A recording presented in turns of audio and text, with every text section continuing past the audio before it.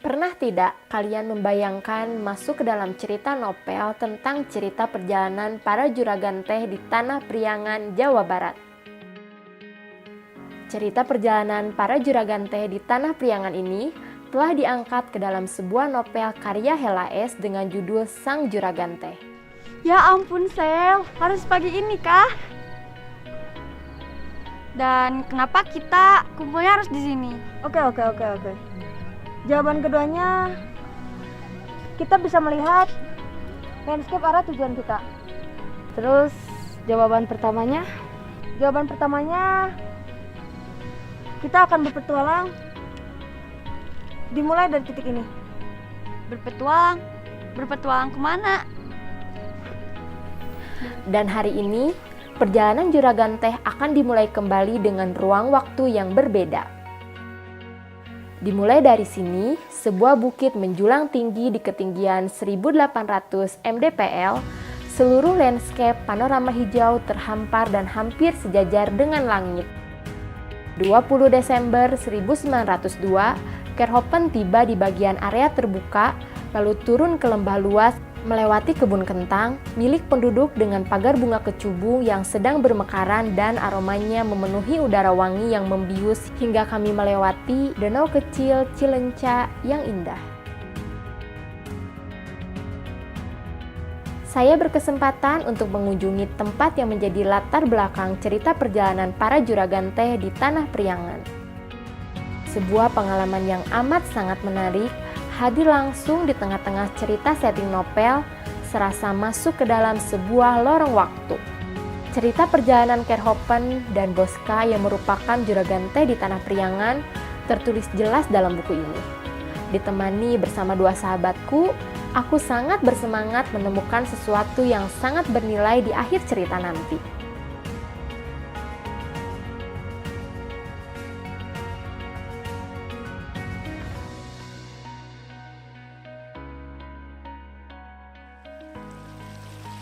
Gemericik air seakan-akan membawaku ke dalam sebuah suasana yang tenang. Di sini aku merasa alam ingin bercerita tentang keindahannya. Kadang kita berpikir, apakah mungkin kita menemukan apa yang kita cari? Sel, kenapa sih kamu pengen ke tempat itu? Emang ada apa sih di sana? Teh putih. Teh putih? Bukannya teh warnanya hijau ya? Ada kok teh putih. Tetapi, apakah dengan diam dan tidak berani bergerak, kita akan menemukan jawaban? Maka kita harus berani. Tidak harus melawan arus, mengikuti arus pun masih bisa kita nikmati perjalanan ini.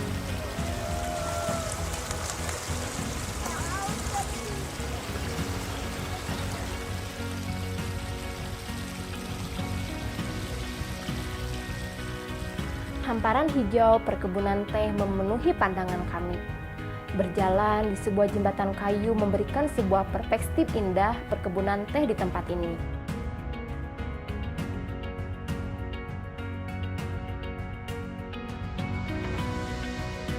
Teh pertama masuk ke Indonesia oleh Dr. Andreas Klyer pada tahun 1824. Pada zaman Elizabeth I, teh menjadi minuman favorit di kalangan bangsa Eropa. Sehingga harganya sangat mahal mencapai $100 per pon. Jadi gimana Sel? Kalau dilihat dari GPS, kita ini lagi ada di area riung gunung. Nah, kalau dilihat dari buku, area riung gunung ke Gambung tuh sekitar 3 jam berkuda. Jadi kalau berkendara setengah jam lah. Udah lumayan deket dong ya.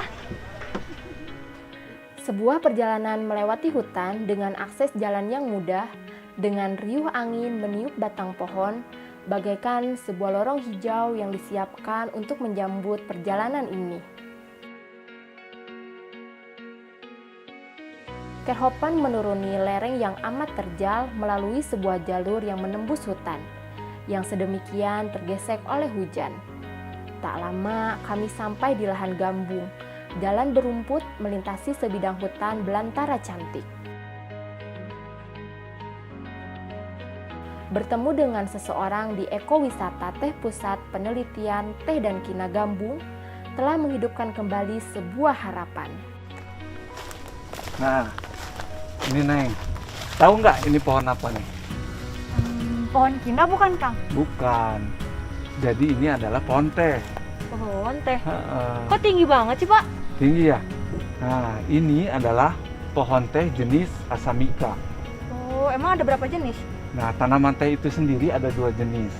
Yaitu yang pertama jenis sinensis yang berasal dari China. Kemudian yang kedua jenis Asamika.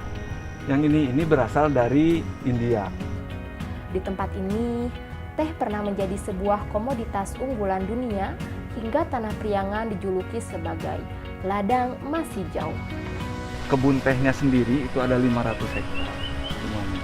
Tetapi yang khusus diambil buat teh putih itu hanya sekitar kurang lebih 50 hektaran.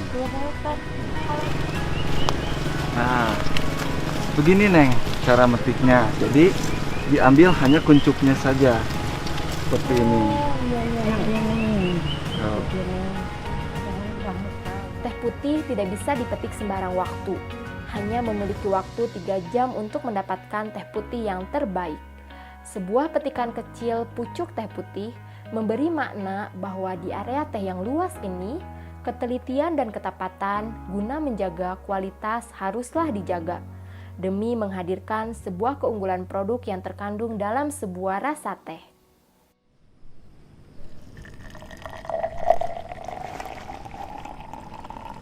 Nah, Sel, kita kan udah ketemu nih sama teh putihnya. Sekarang kamu udah nggak penasaran lagi dong ya? Nah, sekarang kita kemana? Gimana kalau misalnya kita camping? Camping. Ya, camping. Kita kan nggak bawa alatnya. Gampang itu mah. Nah, kita tinggal pesen. Nah, kita pilih pakai tendanya. Kita pilih dulu ya. Nah, pilih titik GPS-nya. Nah, kita mau di mana? Kalau yang paling dekat dari sini? Ranca Cangkuang gimana? Oke. Let's go. Teknologi telah banyak mendorong pada lahirnya inovasi produk peralatan berwisata. Canda tawa di bumi perkemahan Ranca Cangkuang ini menjadi akhir dari sebuah petualangan di negeri hijau. Petualangan ini sangat menyenangkan, tetapi lebih menyenangkan jika kita bisa menikmati bersama teman dan sahabat. Sesungguhnya kebahagiaan itu bisa ditularkan, dan sekarang giliran kamu menularkan kebahagiaan kepada orang terdekatmu.